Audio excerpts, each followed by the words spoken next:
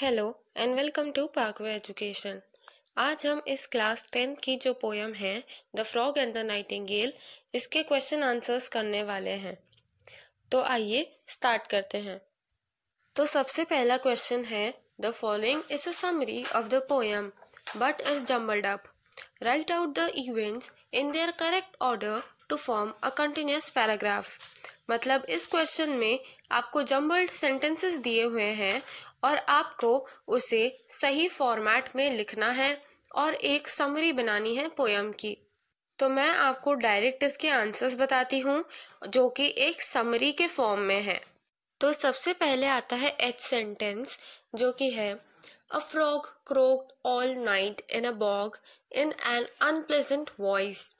फिर आता है J part one night a nightingale began to sing in a melodious voice। फिर आता है C all the creatures in the bog cheered up and clapped at her beautiful song।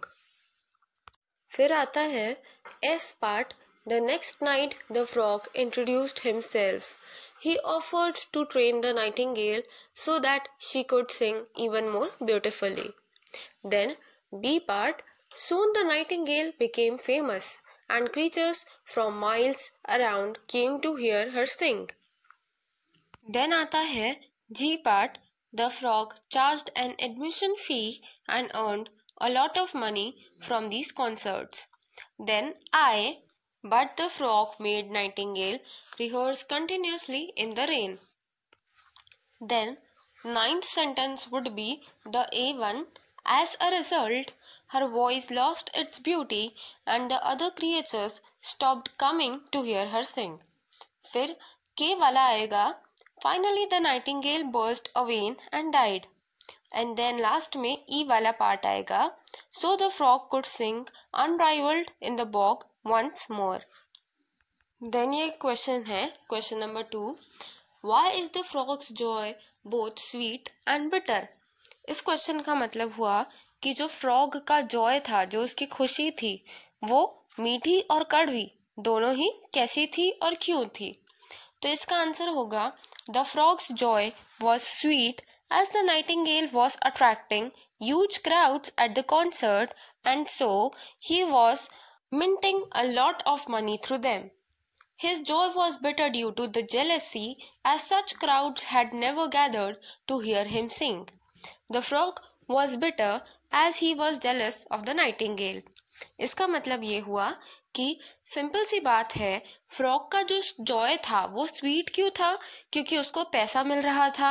जो Nightingale के concerts हो रहे थे उसमें बहुत ज़्यादा पब्लिक आ रही थी और फीस सबसे वो चार्ज कर रहा था नाइटिंगेल को सुनने के लिए।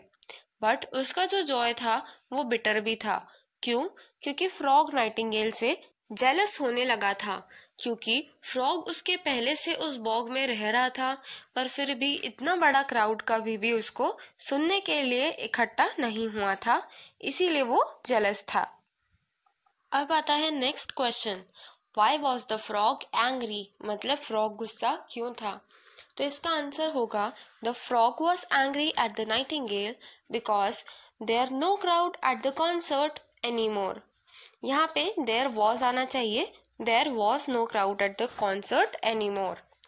As she was tired her voice had become rough and it was trembling, so the audience no longer came for the concert organized by the frog। He could not earn money and was so angry with the bird। तो अब इसका मतलब क्या हुआ कि जो frog था वो नाइटिंगेल पे इसीलिए इतना ज़्यादा गुस्सा हो रहा था क्योंकि जो क्राउड था वो अब कॉन्सर्ट में नहीं आता था।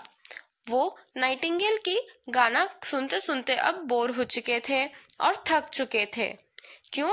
क्योंकि जो नाइटिंगेल थी वो फ्रॉग से डरकर बहुत ही ज़्यादा ट्रेम्बल करती थी और उसकी जो आवाज़ थी वो रफ हो चुकी थी। तो इसीलिए ऑडियंस अब उसका गाना सुनना नहीं पसंद करती थी और इसीलिए कोई भी उन कॉन्सर्ट्स में नहीं जाता था जो फ्रॉग के द्वारा ऑर्गेनाइज किए गए हैं, और इसीलिए वो बिल्कुल भी पैसा भी नहीं कमा पा रहा था, इसीलिए वो उस छोटी सी नन्ही चिड़िया पे गुस्सा करने लगा था। अब नेक्स्ट क्वेश्चन है how did the frog became the unrivaled king of the bog again। मतलब वापस से जो वो फ्रॉग था वो वापस से किंग ऑफ द बॉग कैसे बना। तो the frog once again became the unrivalled king of the bog as the nightingale had died. मतलब जब नाइटिंगेल मर गई तो किंग कौन बन गया? फ्रॉग। फ्रॉग वापस से बॉग का किंग बन गया। The bird had been stressed by the frog, and so she died as one of her veins burst. Once again, no one else but the frog sang in the Bengal bog.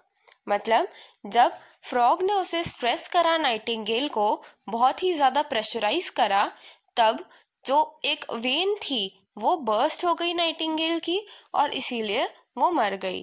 तो जैसे ही Nightingale मर गई तो वैसे ही उसका एक rival या एक अपोजिशन जो था वो मर चुका था। तो इसीलिए अब जो है वो फ्रॉग वो बॉग का वापस से अनराइवल्ड किंग बन चुका था। अब उसके अपोजिशन में कोई भी नहीं था। पहले नाइटिंगेल थी तो फ्रॉग अच्छे से गाना नहीं गा पा रहा था क्योंकि कोई उसे सुनता ही नहीं था। सब नाइटिंगेल को ही सुनना ज़्यादा पसंद करते थे। बट देन अब वो वापस से एक अनराइवल्ड किंग बन गया है अपने बॉग का और वो सिर्फ और सिर्फ वही गाना गाता है। अब आता है दूसरा question. Bring out the irony in the frogs statement. Your song must be your own. तो मतलब यहाँ पे आयरनी बतानी है हमें जो है इस स्टेटमेंट में फ्रॉग के, your song must be your own. तो इसका आंसर होगा the irony in the frogs words is that initially when he met the nightingale and she said that she was satisfied that the song was her own composition, he reprimands her that it is nothing too great to boast about, and later when the bird is dead he says that the poor bird should have known that she should have sung her own song in her own way. तो अब इसका मतलब क्या हुआ कि जो पहले Nightingale ने उसे बोला था कि मेरा जो सॉन्ग है मैं सेटिस्फाइड हूँ कि वो मेरा खुद का है, किसी का चुराया हुआ नहीं है, मेरा खुद का कंपोजिशन है, मेरा खुद का लिखा हुआ है। तो फ्रॉग उस पर चिढ़ने लगा और उसे बोलने लगा कि ये कोई बहुत बड़ी बात नहीं है। पर जैसे ही वो मर गई तो फ्रॉग उसी बात को दोहराते हुए कहता है कि पुअर बर्ड, उसे ये पता होना चाहिए था कि सॉन्ग हमेशा खुद का होना चाहिए और उसे खुद के स्टाइल में ओन वे मतलब खुद के तरीके से ही हमें गाना चाहिए, जो बात नाइटिंगेल ने पहले ही करी थी। अब नेक्स्ट क्वेश्चन है, do you think the end is justified. तो इसका आंसर आप अपने हिसाब से कुछ भी लिख सकते हैं। आप चाहे तो ये भी बोल सकते हैं कि हाँ एंड जस्टिफाइड था क्योंकि नाइटिंगेल ने खुद पे भरोसा नहीं रखा इसीलिए नाइटिंगेल गलत थी, या आप उसके अपोजिशन में भी कुछ आंसर फॉर्म कर सकते हैं। ये आपका अपना पॉइंट ऑफ व्यू होगा। बट यहाँ पे मैंने जो सैम्पल आंसर लिखा है वो हम एक बार पढ़ लेते हैं। The poem teaches us to have confidence in our abilities. It shows us the jealous face of the society and warns us to save ourselves from such people. I think that although the end is harsh as the innocent bird dies, but it gives powerful message and warns us not to be prone to influence. मतलब यहाँ पे लिखा है कि जो poem है वो भले ही उसका एंड थोड़ा हार्श है बट देन वो सही है क्योंकि वो एक मैसेज दे रहा है हमें कि हमें खुद पे कॉन्फिडेंस रखना चाहिए। अब यहाँ पे आता है 7th question, do you think the nightingale is brainless, give reasons for your answer. तो यहाँ पे पूछ रहा है कि क्या आपको लगता है कि नाइटिंगेल एक ब्रेनलेस बर्ड थी, और आप उसके लिए एक रीज़न भी दीजिए कि आपको ऐसा क्यों लगता है।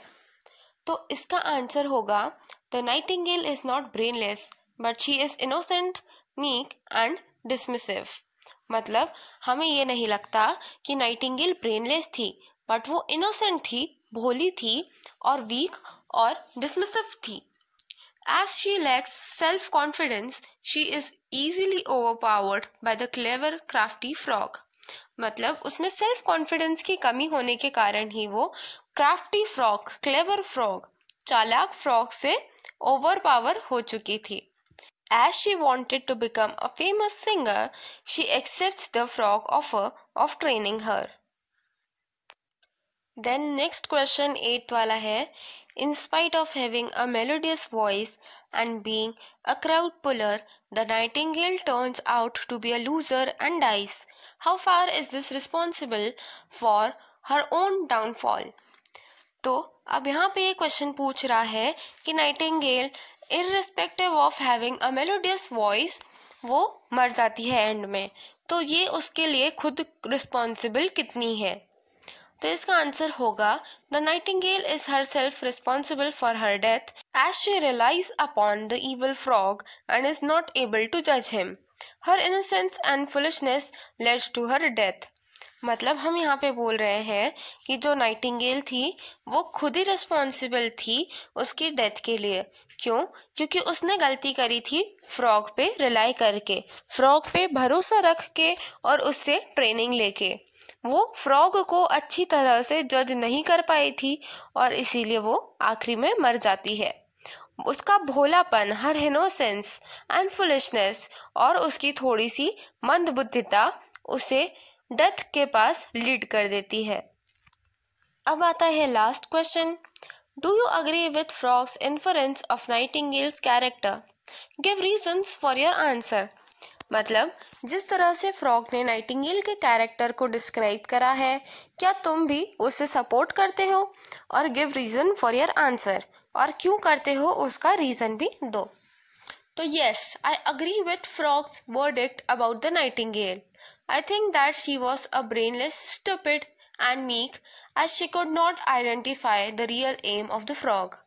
The innocent, talented bird got trapped in the clever frog's trap and lost her melodious voice and even her life. मतलब जो फ्रॉग ने बोला है उसे माइंडलेस बर्ड, वो सही ही है कहीं ना कहीं, क्योंकि वो फ्रॉग को अच्छे से जज नहीं कर पाई और उसे आइडेंटिफाई नहीं कर पाई कि फ्रॉग चाहता क्या है. जो इनोसेंट टैलेंटेड बर्ड थी वो ट्रैप हो गई और जाल में फंस गई उस फ्रॉग के, और इसीलिए उसने अपनी मेलोडियस वॉइस भी खो दी और साथ ही साथ उसकी जान भी खो दी. तो ये था लास्ट क्वेश्चन आंसर, और इसी के साथ अब हमारी ये वीडियो अब हम एंड करते हैं. आई होप आपको सब कुछ समझ में आया होगा. अगर आपको कोई भी क्वेश्चन में डाउट हो तो मुझे कमेंट सेक्शन में ज़रूर पूछ लेना, और अगर ये वीडियो पसंद आई हो तो लाइक और शेयर भी करना.